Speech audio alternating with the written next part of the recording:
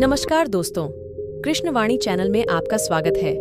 आज की कहानी है भगवान विष्णु को भगवान राम के रूप में पृथ्वी पर अवतार क्यों लेना पड़ा। इस कहानी के माध्यम से जानते हैं। अगर यह कहानी आपको अच्छी लगी तो प्लीज चैनल को सब्सक्राइब जरूर करें, लाइक कमेंट शेयर दोस्तों के साथ। चलिए दोस्तों, कहानी को शुरू करते हैं।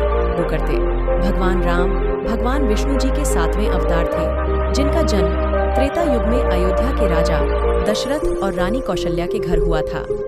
श्री राम इक्ष्वाकु वंश इनसे संबंधित हैं, जिसे राजा इक्ष्वाकु, जो भगवान सूर्य के पुत्र थे, उनके द्वारा स्थापित किया गया था। इसी वजह से रामचंद्र जी को सूर्यवंशी राजा कहा जाता है। श्री रामचंद्र जी हिंदू महाकाव्य रामायण के मुख्य पात्र हैं और हिंदू धर्म के एक प्रमुख देवता हैं। विशेष रूप से वैष्णव परंपरा के मानने वालों के लिए वह महत्वपूर्ण हैं। एक शाही परिवार में जन्मे भगवान राम के जीवन को अप्रत्याशित परिस्थितियों जैसे 14 साल के वनवास और कई नैतिक दुविधाओं और नैतिक सवालों से आजीवन चुनौती का सामना करना पद्दधा। श्री राम जी के रूप में विष्णु जी का मानव अवतार हुआ और उन्होंने जो कष्टों का सामना किया, उससे साबित होता है कि सतोगुण विष्णु जन्म और मृत्यु के चक्र में है, वह शाश्वत नहीं है।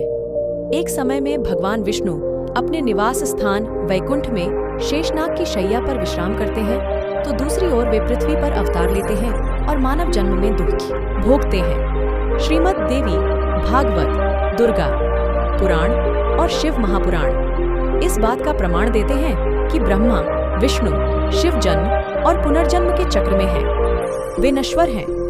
उपर्युक्त को ध्यान में रखते हुए पवित्र शास्त्रों का गहन अध्ययन किया गया है, जिससे यह साबित होता है कि अयोध्या के भगवान राम नहीं, बल्कि आदिराम जो अमरलोक सतलोक में रहते हैं, की भक्ति की जानी चाहिए, जिनके बारे में भक्त आज तक अनभिज्ञ हैं। इसका उल्लेख सूक्ष्म वेद में किया गया है।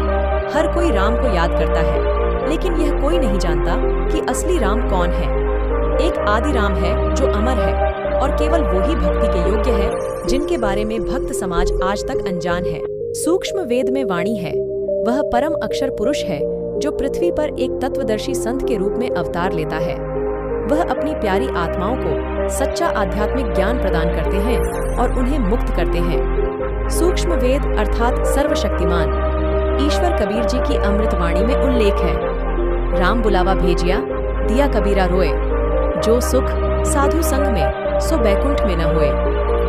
प्राणी को सुख और शांति केवल सच्चे आध्यात्मिक गुरु की शरण में जाने से ही मिलती है, जो एक तत्वदर्शी संत की भूमिका निभाते हैं, क्योंकि वह सच्चे मोक्ष मंत्रों को प्रदान करते हैं और कसाई ब्रह्मकाल की जेल से छुड़ा कर आत्माओं का मोक्ष करवाते हैं। यह सुख और शांति भगवान विष्णु के निवास स्थान वैकुंठ में भी नहीं पाई जा सकती है। सच्चा आध्यात्मिक ज्ञान न होने के कारण पूरी दुनिया भगवान राम उर्फ भगवान विष्णु की ही पूजा करती है, जो आत्माओं को जन्म और पुनर्जन्म के दुष्चक्र से मुक्त नहीं कर सकते, क्योंकि वे स्वयं ब्रह्मकाल के जाल में फंसे हुए हैं।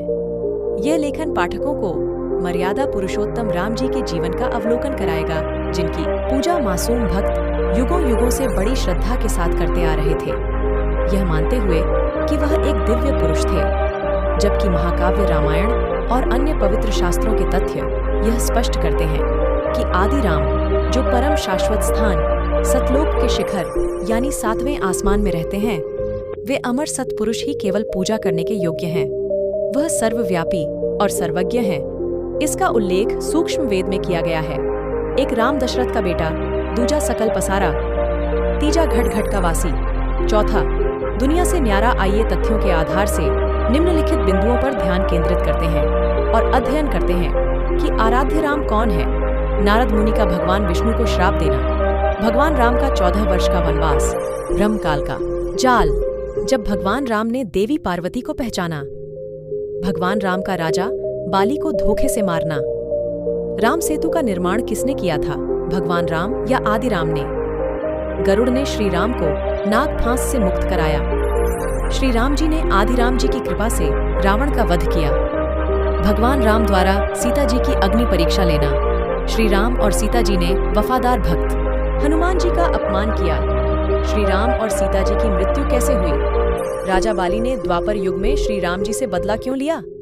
क्या श्री राम जी की पूजा से मुक्ति संभव है? पहले आइए हम भगवान राम के जीवन पर प्रकाश डालते हैं और जानते हैं कि भगवान विष्णु को भगवान राम के रूप में पृथ्वी पर अवतार क्यों लेना पड़ा।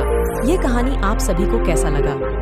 अगर ये कहानी आपको अच्छी लगी तो प्लीज चैनल को सब्सक्राइब जरूर करें, लाइक, कमेंट, शेयर दोस्तों के साथ। Thank you for watching this video. जय श्री राम।